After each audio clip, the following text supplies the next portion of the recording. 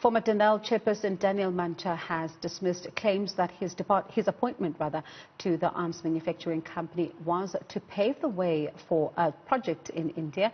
He told the State Capture Commission of Inquiry that politics got in the way of the success of Denel Asia. The controversial failed joint venture with Gupta's VR laser cost Denel billions of rands in revenue. Newzroom Afrika's Precious Khajani has the report.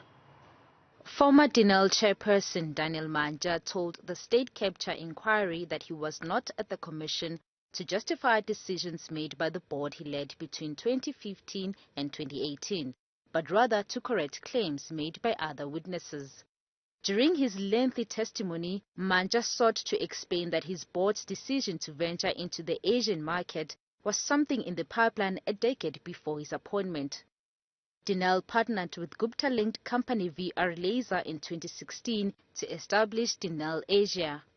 But the venture was blocked by National Treasury as it did not follow Public Finance Management Act requirements. I just want to clarify and correct the incorrect information which has been played for some time, that the appointment of myself as the chair and the board was to initiate the Indian Denel project, and it is not true.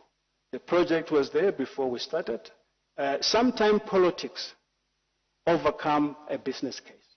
Mancha also defended his board's decision to suspend 3 executives in 2015. The suspended executives testified before the commission, claiming that due process was not followed. Those decisions were taken in the best interest of the company. It had nothing personal against the executive. As I said to you, I think even the former CEO would say we had a very good cordial relationship. I actually liked him. I thought he liked me too. So we were working well together. We had no issues.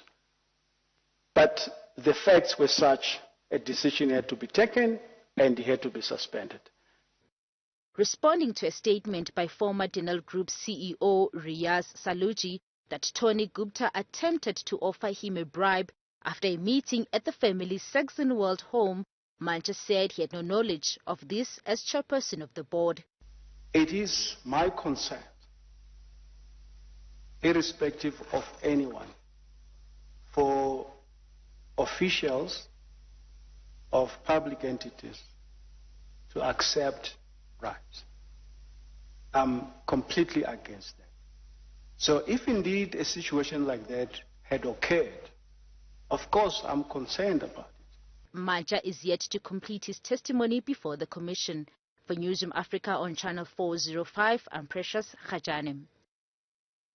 Today marks the second week of the start of the National Senior Certificate Examinations, with 77 papers written at different centres. To give an update on the progress of the matric exams, I'm joined now by Steve Mabona, who's the spokesperson for the Gauteng Education Department. Steve, it's a pleasure to have you with us in studio tonight. Before we begin with a lot more other detail, how are the exams going? Well, we are satisfied. The credibility, with the integrity as well, we are quite satisfied. We've been managing logistically, moving of question papers from different points to the centers. We are satisfied with that. The security is, complying with what we expect in terms of our protocols around the papers. Invigilators and all, chief invigilators are giving us what we expect. So we are quite happy with how we are moving up to so far. And COVID-19 has been a concern, of course, going into these exams, especially because, there was always concerns about how pupils were going to be placed, especially with those that have either contracted it or may have been exposed. I see that there's a latest move now to have some of them right from Nasrec.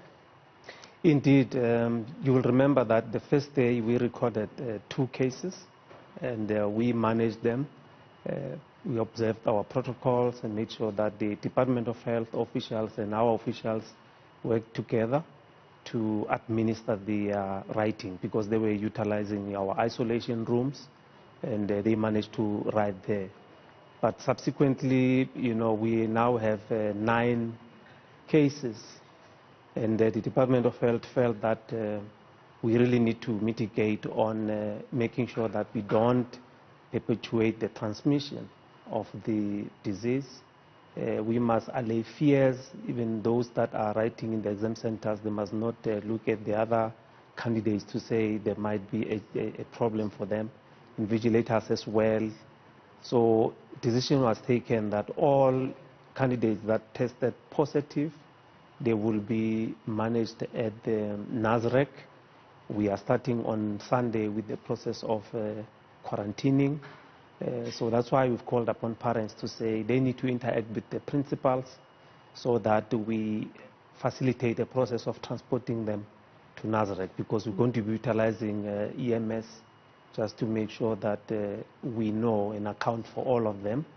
And on Monday, they will then be going to their center, which is, being prepared at NASREC. So that's how we're going to be managing up until probably at the end, but we'll be managing, look at the numbers, because minimum, we're looking at 10 days, but then because the health professionals will be there, they will then assess on, progress. If one probably is negative, then might be released to go back to the exam center. So that's what we'll be looking at, because health was contending that, look, someone who tested positive on COVID-19, it's their patient, or it's their responsibility to make sure that that person does not probably transmit or is managed, very well. So they're going to be supported, from the health perspective, and the education will also be managing our responsibility.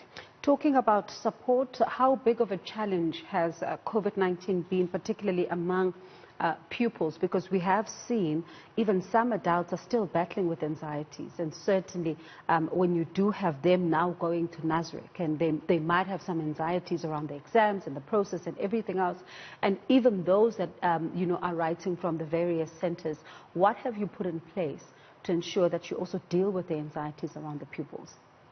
Look, it's a different examination, we must say. We've been working very closely with all our learners before. As you know, we've got our psychosocial unit team that has been moving around. Remember, we took them to camps at some point. They've been interacting with them, but those that managed to interact with them at schools or different schools, we did that just to prepare them psychologically to say, this is a different one and it's going to be a difficult examination. And worse, it's not an easy paper. It's the same difficult paper. So hence we're encouraging learners to say, you need to work very hard. So those that are going to NASREC, our educators will be supporting them, make sure that where we need to do more in terms of giving them educational support, that's what we'll be doing.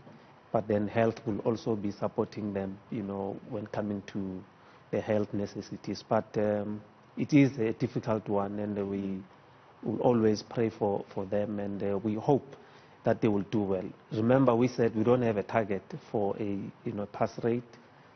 We are hoping that they will do well, but we are quite hopeful since we have seen on how they were doing in the previous papers that we've already administered. Some they were confident. They will tell us after the paper that they think they did well. Most especially in areas where we visited, like in Davidton, they were confident that they did very well. And Steve, when you look at another matter, there was that violent brawl that saw the MEC going to that particular school, over 25 rand, and you saw pupils attacking each other in such a disturbing manner.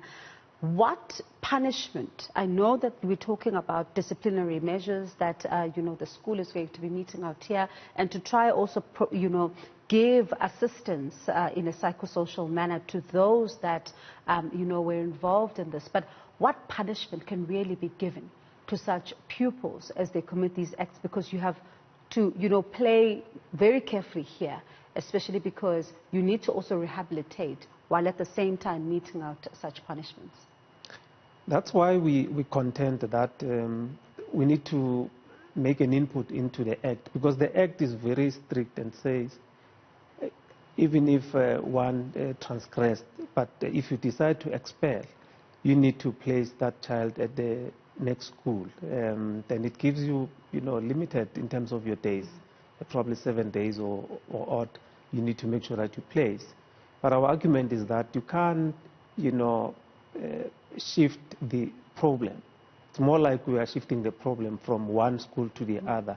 So we contend that at least after one has been found to be guilty of an offense or they've transgressed the code of conduct, they need to go for a remedial process, probably for a month or 2 months or 3, or 2 weeks actually, to say one would have repented from what they would have done, and then you move them to the other school. But the problem that we have now, the challenge, is that when we want to place them at the different schools, there's a reluctance, of accepting them. And you can't push the school and say, you're going to accept, because they've got their, admission, regulations to say this is how they want to manage. So it's quite a challenge. That's why we want to make it a deterrent to all those that will be watching, the violence. When they take action, they must know that this is what we're going to be doing.